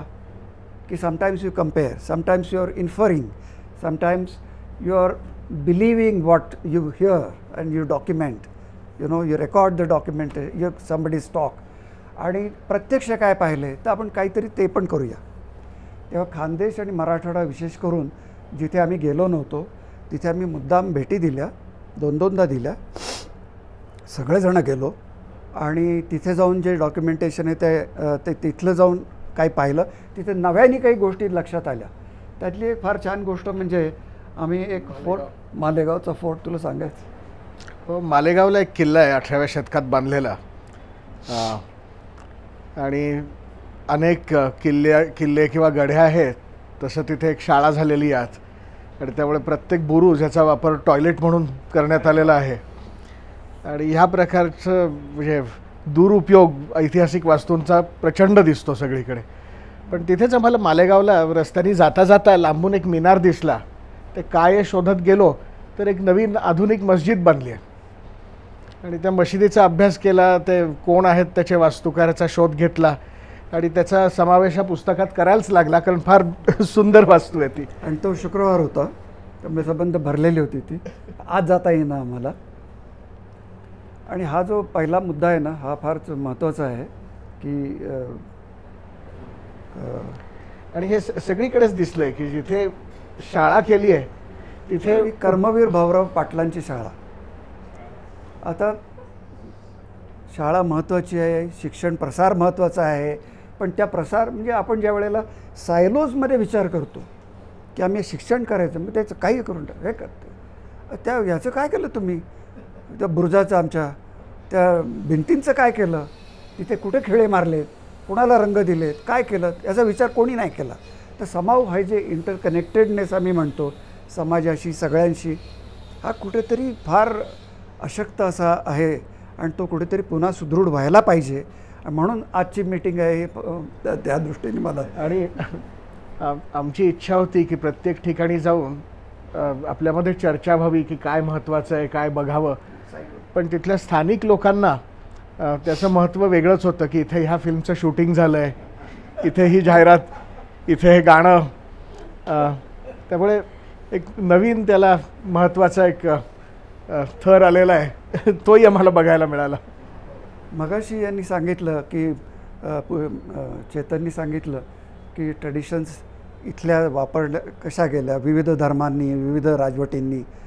त्याच्यात मला एक वेगळं उदाहरण जे द्यावंसं वाटतं ते म्हणजे जेव्हा लुटियन्स इकडे आला आणि त्यांनी राष्ट्रपती भवन बांधायला घेतलं त्यावेळेस त्याच्या डोक्यात जी संकल्पना होती की दगड एकमेकांवर कसे रचले पाहिजेत ती सगळी आयाती होती. आणि आमच्याकडे दगड रचले जात नव्हते का? होते, पण ते त्यांनी त्याच्याकडे दुर्लक्ष केलं आणि त्याच्यातून काही बऱ्या वाईट गोष्टी घडल्या. त्यामुळे जे काही क्लॅडिंग वगैरे तिथे झालं दगडांचं ते त्या पद्धतीने झालं.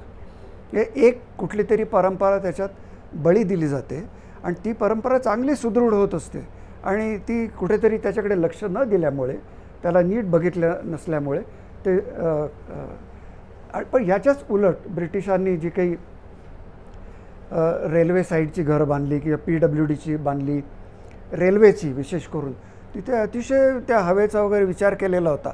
त्या कुठून प्रकाश यायला पाहिजे, चुलीचं हे सगळं कसं जायला पाहिजे वगैरे ह्याचा विचार केलेला होता.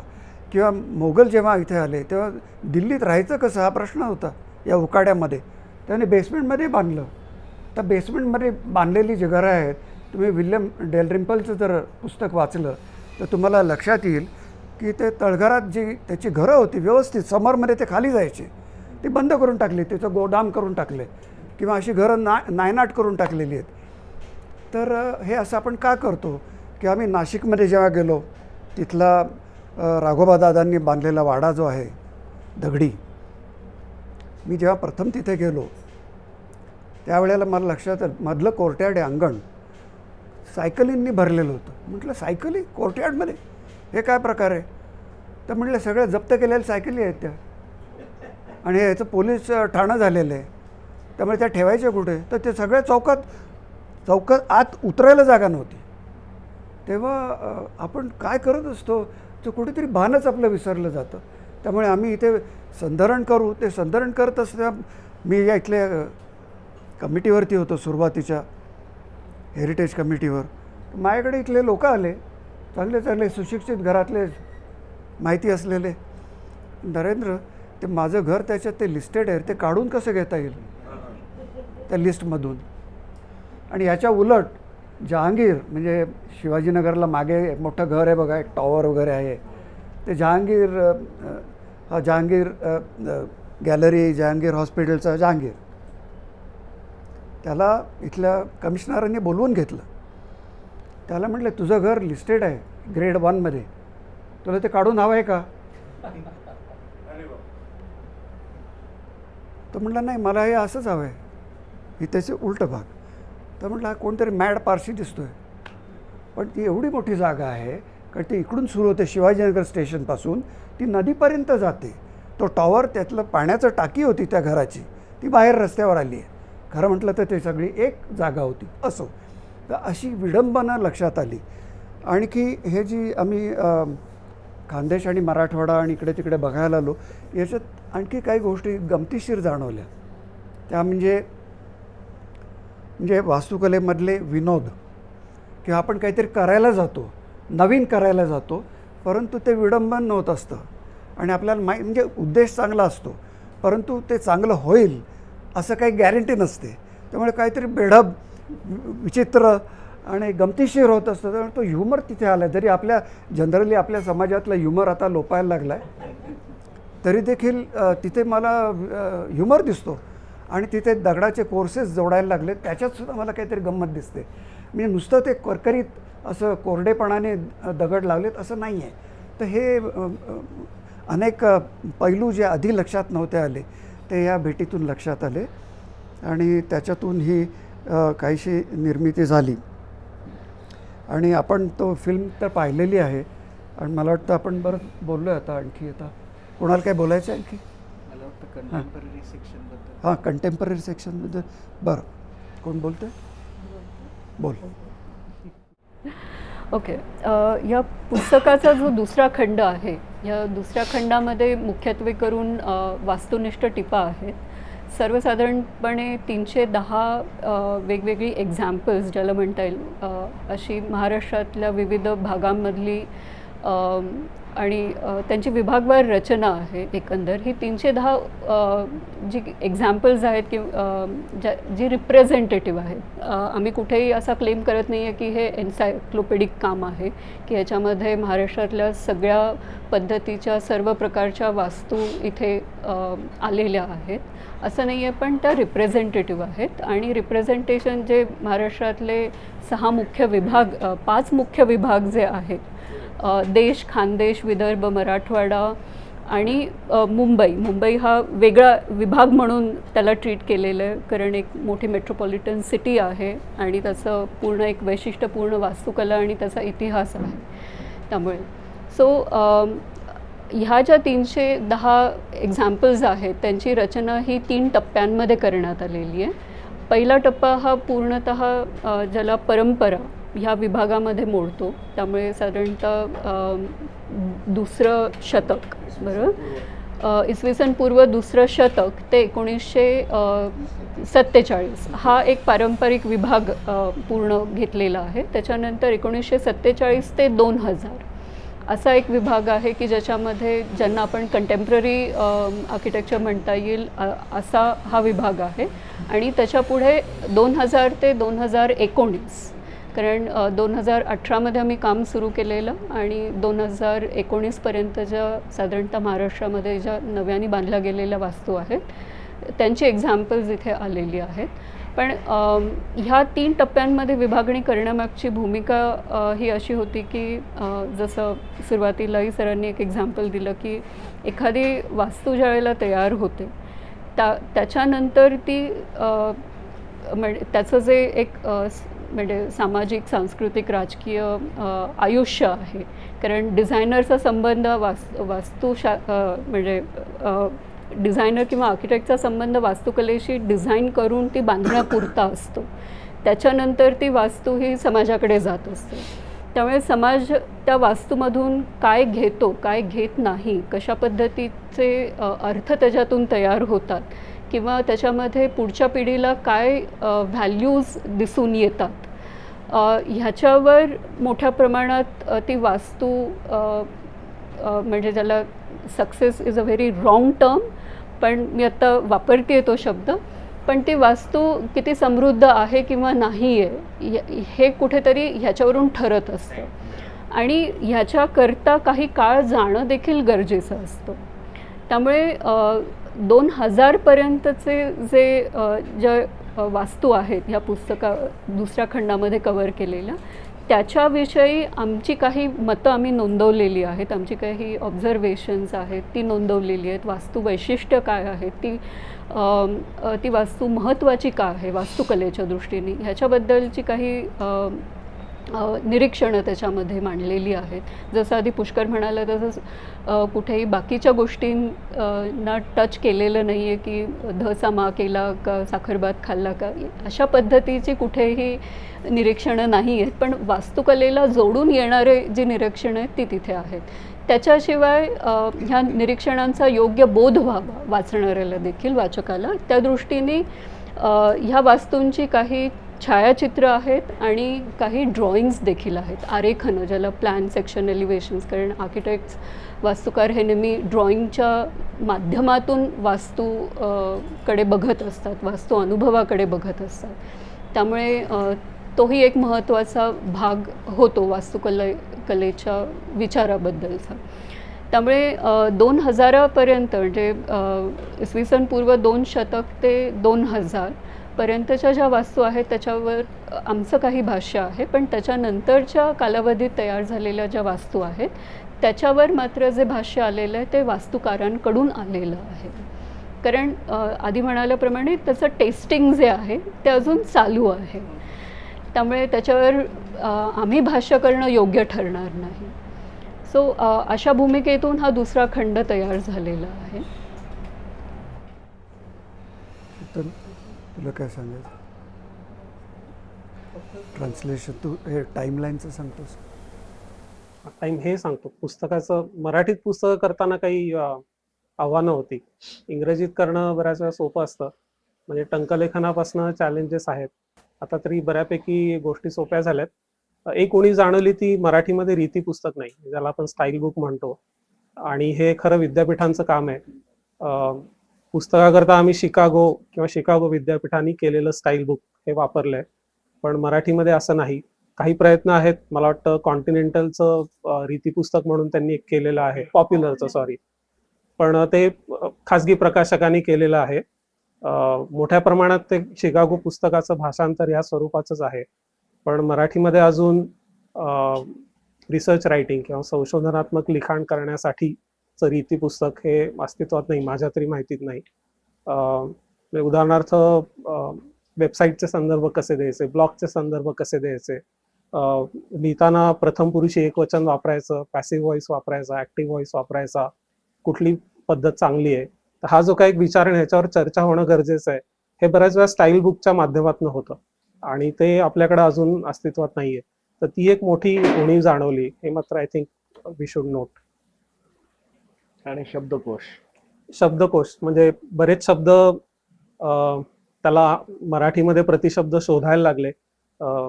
आर्किटेक्चरमध्ये तर पूर्णपणे इंग्रजीमधनं माध्यम आहे, कॉलेजेसमध्ये इंग्रजीमधनंच आम्ही शिकतो. मराठीमध्ये लिहिताना मग त्याला प्रतिशब्द शोधणं आणि तो बोजड न वाटता कुठला सुयोग्य शब्द निवडता येईल आणि काही ठिकाणी नवीन शब्द तयार करणं. तर असं तो एक आनंद देणारा अनुभव होता. म्हणजे दृश्य हात जर का तुम्ही एक शब्द घेतलात तर मला वाटतं पुस्तकात दृश्य भार, दृश्य तोल, दृश्य लय, दृश्यवाद, दृश्य भान असं त्याच्यापासून झालेले जवळजवळ 6-7 शब्द आहेत. यातले काही मराठीमध्ये रूढ आहेत, काही रूढ नाही आहेत, काही कदाचित होतील रूढ, काही कदाचित विस्मृतीत जातील. तो भाषेच्या प्रवाहीपणाचा एक भाग आहे, पण तो पुस्तक करताना असं मात्र एक तो आनंददायक अनुभव म्हणून नमूद करायला पाहिजे. आणि दुसऱ्या भाषेतून शब्द घेणं हे एक प्रकारचं सामर्थ्यच आहे. त्यामुळे कॉन्क्रीट याला काही पर्याय नाही आणि आपण कॉन्क्रीटच वापरणार. म्हणजे हे पण मान्य केलं पाहिजे की सगळ्याला उगीच काहीतरी कृत्रिम शब्द करणे जे कोणालाच कळत नाहीत. ते सलोहयुक्त सिमेंट वगैरे करण्यात काही तसा अर्थ नसतो. कॉन्क्रीट सगळ्यांना कळतं, हरकत नाही वापरायला. आणखी एक मजेची गोष्ट म्हणजे आम्ही जे सांगतो विद्यार्थ्यांना की तुम्ही एवढं फील्ड स्टडी करायला जाता तेव्हा तिथलं एक छोटंसं तुम्ही डिक्शनरी तयार करा तिथल्या टर्म्सची. म्हणजे तिथल्या संस्कृतीत ज्या पद्धतीने वास्तुकला होत असते तिथे खिडकी, गज, झरोका, अमक्या तमक्याला काय शब्द आहेत, ओसरी म्हणजे नेमकं काय आणि पडवी म्हणजे नेमकं काय, हे आम्हाला तुम्ही तिथे जरा तुम्ही मांडलं तर ते चांगलं नाही का ठरणार.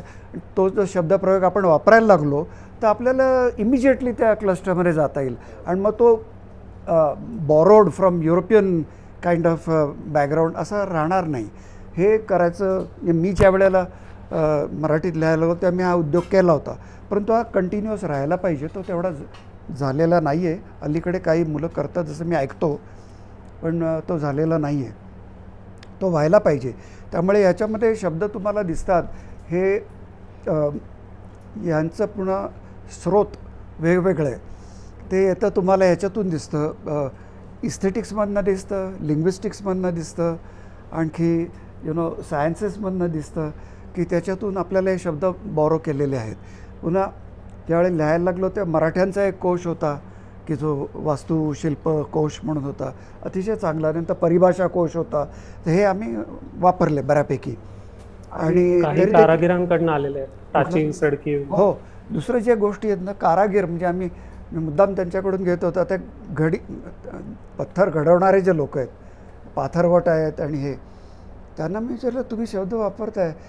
मी म्हटले इंग्लिशमध्ये आम्ही जर एखादा दगड असेल आणि त्याला फुगीर असा जर भाग असेल त्याला एक बुचिंग असा शब्द आहे. त्याला मराठी आम्हाला माहीतच नाही. म्हटलं तुम्ही ह्याला काय म्हणता? माटी हो, किंवा ह्याला टिचाव. म्हणजे अशी जर छिन्नी मारली आहे त्या छिन्नीचा आवाज येतो टिचाव. कळलं ना? तर हे आता एक गोष्ट लक्षात यायला लागली. तर आणि एक आणखी गोष्ट लक्षात घ्या की मी साधारण 65 सालापासून मी आर्किटेक्चर शिकलो. तेव्हा मी संधारण, संवर्धन, जुनी वास्तुकला बघावी वगैरे आम्हाला काही शिकवलेलं नव्हतं. आमचे शिक्षक अतिशय चांगले होते, परंतु आम्ही वेगळ्या गोष्टीच्याकडे बघत होतो. त्यामुळे त्याच्यातून जे बाहेर आलो ते काम करता आलो. जेव्हा कुठे कुठे काम करायला लागलो खेड्यात, आणि माझ्या नशिबाने सुदैवाने मी संथाल परगण्यात खूप काम केलं. पण त्याचा मी आता संबंध लावत नाही, एवढ्यासाठी लावतो आहे की तिथे ही प्रेरणा मिळत राहिली की अरे इथे वेगळं करतात, हे त्यांना वेगळं भासतं आहे. आणि तिथे असं नाही आहे की नुसतं करकरीत त्याचं लॉजिक असं नाही आहे, तर त्याच्यात भाव आहे, त्याच्यात फिलिंग आहे आणि त्याला शब्द आहेत. आणि हे शब्द आणि फिलिंग येतं ज्या पद्धतीने तुम्ही प्रकाश योजना करताय, ज्या पद्धतीने हवा खेळवताय, ज्या पद्धतीने तिथलं बांधकाम साहित्याचा वापर करताय. आणि ते करत असताना तुम्ही गाणी म्हणताय, ते प्लास्टर करत असताना त्याच्यावर काहीतरी मोटिफ करताय, ती राईस पावडरने असेल किंवा कशाने असेल, तर हे करताय. हे सगळं त्याचा भाग होतो संस्कृतीचा. आणि हा फक्त भारतात नव्हे तर हा सगळ्या देशांमध्ये होता. आणि ह्याला आपण एका पद्धतीने बाजूला सारलेलं आहे. आणि आता AI झाल्यानंतर काय होणार आहे असा एक मोठा प्रश्न. मग तुमचं AI विषयी काय मत आहे? काही वर्षापूर्वी तुमचं वास्तुशास्त्राबद्दल काय म्हणता हो तुम्ही, असं एक मत असायचं. आणि त्याच्यावर आमचे दोषींनी फार चांगलं उत्तर दिलं होतं. ते म्हटलं असं आहे, दोषी त्यांच्या स्वरात सांगत होते, असं आहे म्हणले की मला काही बरं नाही आहे, तर मी जातो नेहमीचा माझा फिजिशियन आहे त्याच्याकडे जातो, काय गुण येत नाही, तेव्हा मी जातो होमिओपॅथकडे, त्याचंही करून बघतो, काय पंचायत आहे काय नाही, मग मी आयुर्वेदाकडे जातो, असं ते आहे. त्यामुळे आणि दुसरं चार्ल्स कोरेनने एक सांगितलं की तुम्ही जेव्हा एखाद्या लॉयरच्याकडे जाता, तो लॉयर उठून उभा राहतो का? नाही, तुम्ही उभे असता आणि तो लॉयर बसलेला असतो, म्हणजे काय पाहिजे वगैरे. तुमच्याकडे कोणी आलं तुम्ही उठून उभे राहता. म्हणजे गंमत अशी आहे की you get dictated as an architect, you are fooled around with. आणि तुम्हाला आज म्हणून शहर योजना, नगर रचना याच्याविषयी तुम्ही संवाद साधला आहे ऑलरेडी, तर त्याच्याविषयी architects have not been influential enough to. म्हणजे आज आपण राज्यकर्ते बघायला पाहिजे, शासनकर्ते बघायला पाहिजेत आपले सगळे. आणि इथे आम्ही जे काही बोलतो आहे, माहुलीचा जो प्रकल्प आहे मिनलचा, तो राबवायचा आम्ही प्रयत्न करतो आहे. आम्ही 2 कलेक्टर्सना भेटलो आणि तिथल्या लोकांना भेटलो, तिथले सो कॉल्ड राजे आहेत त्यांना भेटलो, परंतु कोणाला त्याच्यात फक्त पॉलिटिकल इंटरेस्ट दिसतो आहे की तिथे. कारण ते दुसरे आता 2-4 वर्षात तिथलं जे काही आहे त्याचं जे फॅब्रिक आहे, त्याचा जो नगराचा जो पोत आहे तो सगळा बिघडणार आहे. आणि तो नंतर आम्ही म्हणणार तुम्ही काय करत होतात, तर तुम्ही असा सगळे विषय आहेत हे. आणि ह्याच्याविषयीची चर्चा चालू राहावी असं एक आम्हाला वाटतं. आणखी काही मुद्दा राहिला आहे का? मी फक्त इथे मोठं लिहून आणलं आहे तर बघतो. हां, तर AI एक गंमत अशी झालेली आहे की प्रश्न असा आलेला आहे की कंट्रोल हा जो भाग आहे की तुम्ही तुमचं फ्रीडम सोडूनच द्या, प्रत्येक गोष्टीचा कंट्रोल. आता हे मशीननीसुद्धा केलं आणि मशीन ज्या लोकांनी मोटरकार मॅन्युफॅक्चर केली त्यांच्याकडे सत्ता गेली. ज्या कॅपिटलिस्ट मार्ग आहे की सत्ता मिळवण्याचा, इंडस्ट्री तुमच्याकडे ठेवायची, तशी आता सॉफ्टवेअर, हे सॉफ्टवेअर आम्ही वापरतो. ती सॉफ्टवेअर केवढ्याला मिळते? त्यांनी तुम्ही झोपड्या बांधणार का? स्लम क्लिअरन्ससाठी काम करणार का? स्लम क्लिअरन्ससाठी आणि स्लम रिहॅबिलिटेशनसाठी ज्या निविदा मागवल्या जातात त्याच्यात आर्किटेक्ट्सनी अमुक कोटीच्या वरती त्यांचा आर्थिक उलाढाल झाली आहे का? असे प्रश्न आहेत. समजा नाही झालेली, मग त्या आर्किटेक्ट्स अयोग्य आहेत का? कारण त्यांच्याकडे ती सॉफ्टवेअर नाही आहे. तर ही सगळी गोष्ट आपण लक्षात घ्यायला पाहिजे की AIचा जो उपयोग सगळेच करून घेणार आहेत कुठे ना कुठेतरी, पण त्याचा जो कंट्रोल आहे आणि त्याच्यातून जे काही विजडम आणि पॉवर याचा रेशो आहे तो टॉपसी टर्वी झालेला आहे की विजडमवरती पाहिजे आणि पॉवर खाली पाहिजे, तर तो उलटा झाला आहे आणि तो आणखी होणार आहे. हे एक महत्त्वाचं आहे. आणि we have started trusting machine even more. म्हणजे आज तुम्ही मला म्हणालात की मला क्रांती म्हणाला की अरे तुझ्याकडे यायचं कसं, ते मला पत्ता पाठव, मी ते जीपे काय ते लोकेशन गुगल मॅपवरनं येतो. He doesn't trust me, he trust the Google map. आणि हे आता विविध स्तरांवरती होतं आहे. त्यामुळे we have failed to communicate, we have failed to continue with the narrative की आपल्या गमती आणि गोष्टी याच्यातून जे काही घडत असतं आणि ते आर्किटेक्चरमध्ये त्याचा संबंध डायरेक्टली येतो, त्याला आपण दुरावणार आहोत का? कितपत दुरावणार आहोत, कितपत टिकवणार आहोत, याचा काहीतरी विचार व्हावा. आणि हे काम पुढे चालू राहावं विविध पद्धतीने. म्हणून हा सेक्शन ओपन ठेवलेला आहे की ह्याच्यावर आम्ही काही भाष्य केलेलं नाही. पुढच्या जो वाटचालीचा जो टप्पा आहे दुसरा, त्याच्यावर आम्ही भाष्य केलेलं नाही आहे, परंतु अनेक गोष्टी घडल्या आहेत. त्यामुळे आम्ही त्याच्याकडे कानाडोळा करू शकत नाही. कारण हे पुस्तक घडायलाच मुळी बरीच वर्ष लागली, म्हणजे 2018 पासून आत्ता. आणि आमचं काम असेल ते साधारण 3.5-4 वर्षाचं झालं, तरी त्यातल्या सगळ्या चुका आम्ही काढल्या तसा दावा करत नाही. त्यामुळे हे म्हणाले, शिरसाटांनी मला सांगितलं तर मागे वळून तुम्ही ह्याच्यातलं हे परिपूर्ण आहे का? तर नाही आहे. इंग्रजी परिपूर्ण आहे का? नाही आहे कदाचित. ह्याचं टेक्स्ट जास्ती बरं असेल त्याच्यापेक्षा. त्याचं संबंध टेक्स्ट तुम्ही वाचले का? आणि अशा बऱ्याच गोष्टी आहेत. तेव्हा ह्याचं प्रिंटिंगसाठी आम्ही इतके झगडलो. आता 4 वर्षात आम्ही डोकं फोडून घेतलं, परंतु प्रिंटिंग आमच्या मनासारखं झालेलं नाही. हा फॅक्ट आहे. तर या सगळ्या गोष्टी आपण ध्यानात घ्याव्यात आणि आपण सगळे आला तिथे म्हणून आणि ऐकून घेतलं याबद्दल आमच्या सगळ्यांच्या वतीने मी आपले आभार मानतो आणि हा संवाद चालू राहील याची अपेक्षा ठेवतो.